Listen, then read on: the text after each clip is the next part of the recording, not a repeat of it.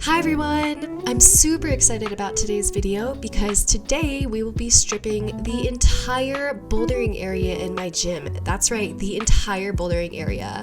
Every year, my gym holds an annual Mardi Gras competition, so we're here after hours to strip the whole gym and get ready for the next 2 days of setting. I've been looking forward to this for a while now, and I'm really glad that I get to bring you guys along so you can see what it's like to set for a competition.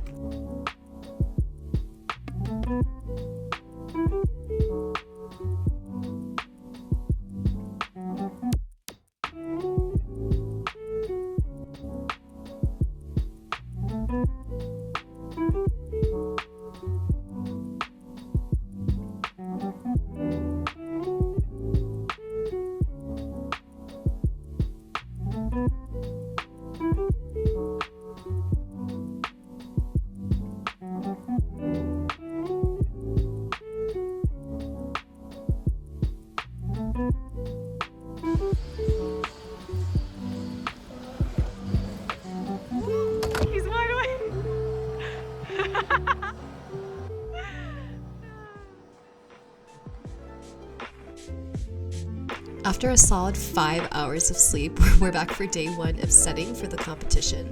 Last night before leaving, we pulled out some of the backstock of our nice big macros and features. This is going to be really useful since there's 9 of us setting for this competition. Today I'm going to be setting 3 out of 5 my boulders. All the boulders that we have are given an assigned prompt, so for example my 7's prompt is risky. I have a V0 in this funky dihedral and my prompt is adventure, so I'm really excited to use some volumes for this one. I have a V5 on the top out, that's prompt is unintuitive. A V3 on this curved wall, that's balancy, so I'll probably do a little bit of wandering on this one. The last one's a V9 on this top out, and it's mean and tiny. I chose to set this boulder for 2 reasons. One being, it's the only slab wall we have in the gym, and I love slab. But 2 was, we actually just got some new volumes in I was really excited to use, but the volumes didn't really suit the wall angle, so I ended up scrapping the boulder. I decided to start fresh with some low profile volumes that I think will be just good enough to stand on hands-free. I had this idea of a hands-free balance boulder with a foot that's just a little too far, and then just finding a way to get to it. I don't really know how this move is going to work, so I'm adding an access jug here, and it allows me to find the hands-free position, and it works! Next I'm just going to add a catch hold, and again I'm just putting it out of reach so that it adds an element of risk getting to. Again, not really knowing how this move is gonna work, but kind of just having an idea and going with it. I wanted to add another element of risk up high, so I decided to use these low profile volumes that are quite insecure and require a lot of commitment and precision to move through. And with that, my boulder should be climbable. But I've got 2 more boulders to set first, so the upper section is gonna have to wait, but I'm just kind of playing with the lower section right now and kind of just having fun with it. Even though it doesn't look like it.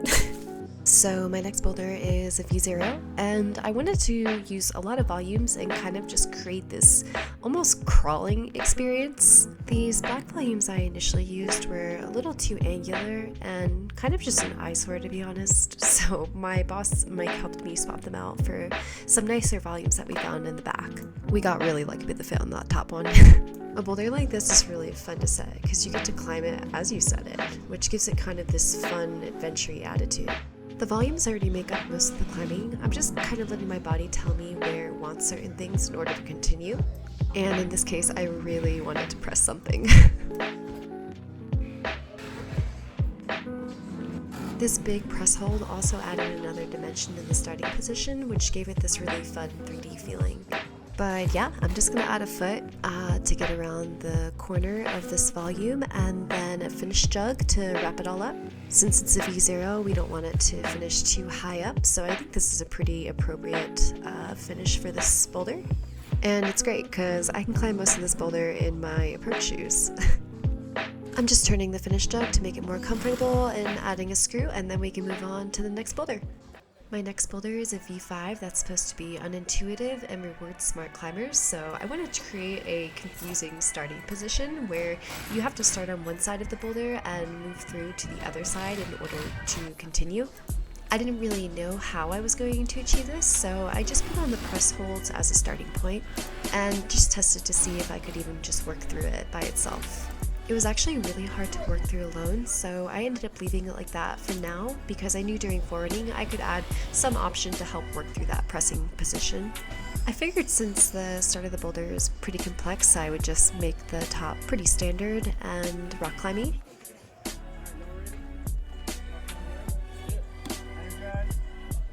For forwarding, we split into 2 teams of 4. One team would run boulders between grades 3 and 7, and the other team would take on everything else. I was on team 3 to 7, so I got to forerun my orange V7 slab boulder. It turns out even just establishing on this boulder alone was pretty tricky, but some people are better at slab than others.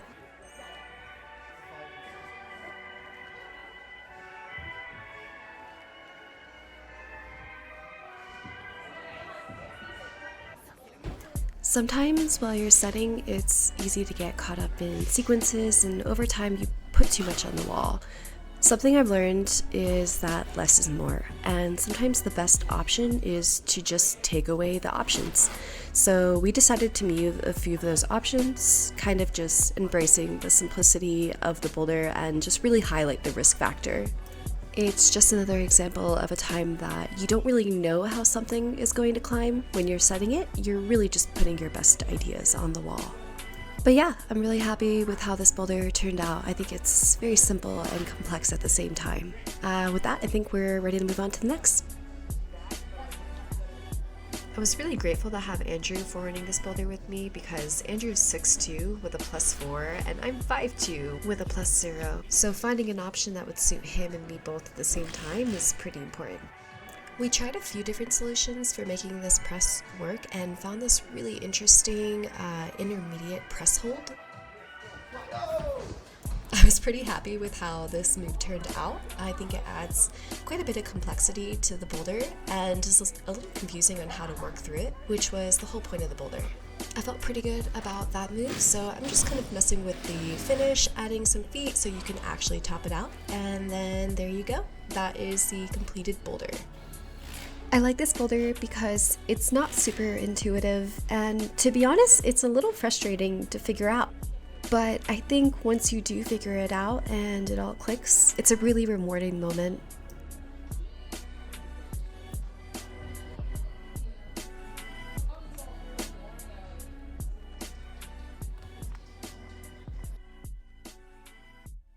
Alright, it's day 2 and I have 2 boulders left to set.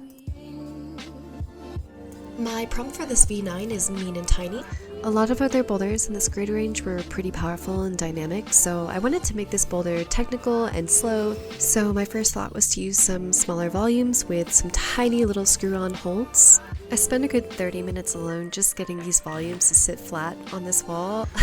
This is just the reality of setting on a curved wall. Sometimes you have to just find a spot and go with it. But I'm pretty happy with the volume placement, so I'm just going to add a couple of screw-on holds now to help continue through these volumes. When thinking about the movement, I'm kind of just listening to the angles on the volume and keeping it pretty simple.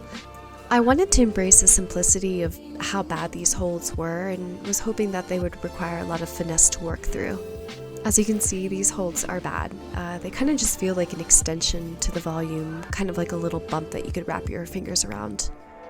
Since I can't pull on this boulder while I'm setting it, all I can really do is imagine, so I'll feel positions and just think about where I want my feet. I might add a foot if I think it's absolutely necessary, but the rest will be decided in forwarding.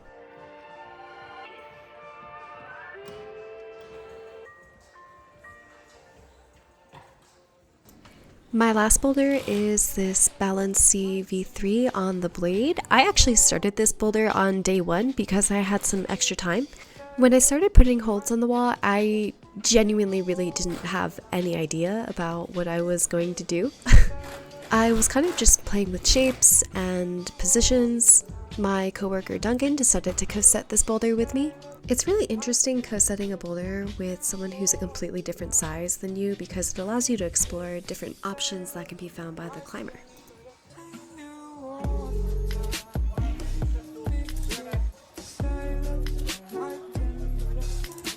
We were running out of time, so we just decided to add a few more holds and then called it for the rest of the day. On day 2, I finished the second half of this boulder and also revisited a few of the starting moves, just to give it a little more love. I wanted to embrace the nature of wandering on this boulder, as well as just add a few more options to play with and to explore with. So I added an intermediate bump hold, which is a nice option for shorter climbers.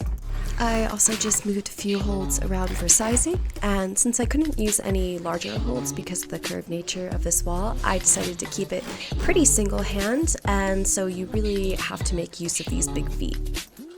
This boulder ended up being pretty mega, and I'm really excited to see what it climbs like during forwarding. Thankfully, on day 2 we didn't have nearly as much to forerun because the competition was at 5 p.m. that day. So it was a lot of fun trying different boulders set by different people. This boulder was a collab between Mike and Jazz. I thought it was a really interesting, unique boulder, and I just wanted to share it. And I also like that all 3 of us have different finishing positions. I wasn't able to get any forerunning footage of the mean and tiny boulder, but the boulder ended up staying pretty similar. It's quite slow and powerful and precise all at the same time, and it kind of just tests your ability to do hard moves.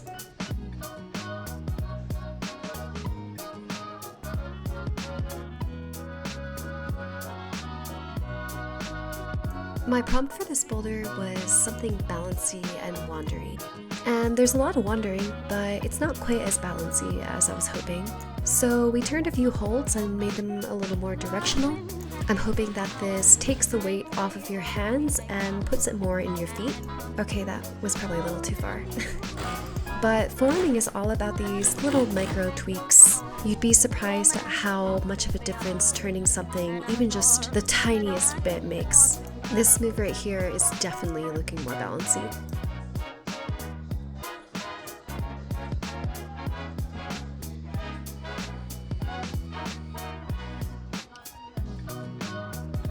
And just like that, we stripped an entire gym and set 40 competition-style boulders. And it's right on time because the competition starts in an hour. I really thought all of the boulders I climbed in the last 2 days were just so detailed and thought-provoking. They really challenged the climber physically and mentally. These boulders will be staying up after the competition, so if you climb any of them, please let me know what you think. I really hope you guys enjoyed this video. I had so much fun making it. And I hope it just gave you a little more insight in what it looks like to set for a competition. And until next time, I'll see you on the wall. Bye!